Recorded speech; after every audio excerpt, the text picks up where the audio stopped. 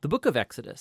It's the second book of the Bible, and it picks up the storyline from the previous book, Genesis, which ended with Abraham's grandson, Jacob, leading his large family of 70 people down to Egypt. Now, Jacob's 11th son, Joseph, had been elevated to second in command over Egypt, and he had saved his whole family in a famine. And so Pharaoh, the king of Egypt, offered the family to come live there as a safe haven. And so eventually Jacob dies there in Egypt, and Joseph and all his brothers do too.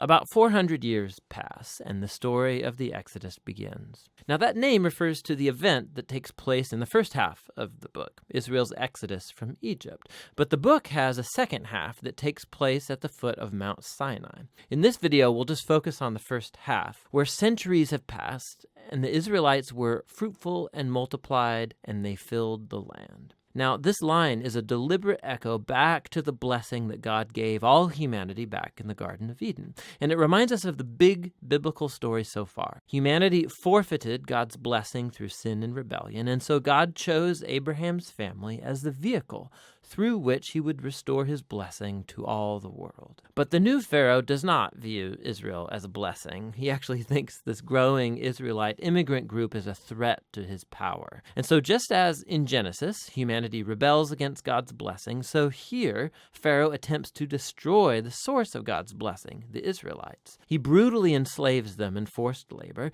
and then he orders that all the Israelite boys be drowned in the Nile River. Now, Pharaoh, he is the worst character in the Bible so far. His kingdom epitomizes humanity's rebellion against God. Pharaoh has so redefined good and evil according to his own interests that even the murder of innocent children has become good to him. And so Egypt has become worse than Babylon from the book of Genesis. And so now Israel cries out for help against this new Babylon, and God responds. God first turns Pharaoh's evil upside down as an Israelite mother throws her boy into the Nile River, but in a basket. And so he floats safely right down into Pharaoh's own family. He's named Moses, and he grows up to eventually become the man that God will use to defeat Pharaoh's evil. In the famous story of the burning bush, God appears to Moses and commissions him to go to Pharaoh and order him to release the Israelites. And God says that he knows Pharaoh will resist, and so he will bring his judgment on Egypt in the form of plagues. Then God also says that he will harden Pharaoh's heart. And so we're introduced into the next main part of the story, the confrontation between God and Pharaoh. Now, what does this mean that God says he'll harden Pharaoh's heart? It's super important to read this section of the story really closely and in sequence. In Moses and Pharaoh's first encounter, we're told simply that Pharaoh's heart grew hard. There's no implication that God did anything. And so in response, God sends the first set of 5 plagues, each one confronting Pharaoh and one of his Egyptian gods. And each time, Moses offers a chance for Pharaoh to humble himself and to let the Israelites go. But after each plague, we're told that Pharaoh either hardened his heart or that his heart grew hard. He's doing this of his own will. And so eventually, it's with the second set of 5 plagues that we begin to hear how God hardened Pharaoh's heart. So the point of the story seems to be this. Even though God knew that Pharaoh would resist his will, God still offered him all of these chances to do the right thing. But eventually, Pharaoh's evil reaches a point of no return. I mean, even his own advisors think that he has lost his mind. And it's at that point that God takes over and bends Pharaoh's evil towards his own redemptive purposes. God lures Pharaoh into his own destruction as he saves his people, which is what happens next. With the final plague, it's the night of Passover, and God turns the tables on Pharaoh. Just as he killed the sons of the Israelites, so God will kill the firstborn in Egypt with a final plague. But unlike Pharaoh, God provides a means of escape through the blood of the Lamb.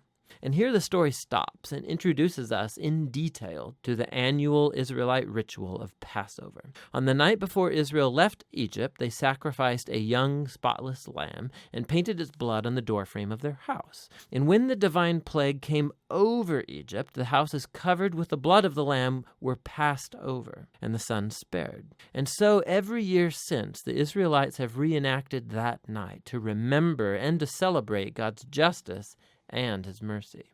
But Pharaoh, because of his pride and rebellion, he loses his own son, and he's compelled to finally let the Israelites go free. And so the Israelite slaves make their exodus from Egypt. But no sooner do they leave that Pharaoh changes his mind, and he gathers his army and chases after the Israelites for a final showdown. As the Israelites pass through the waters of the sea safely, Pharaoh charges towards his own destruction. The Exodus story concludes with the first song of praise in the Bible. It's called the Song of the Sea. And the final line declares that the Lord reigns as king.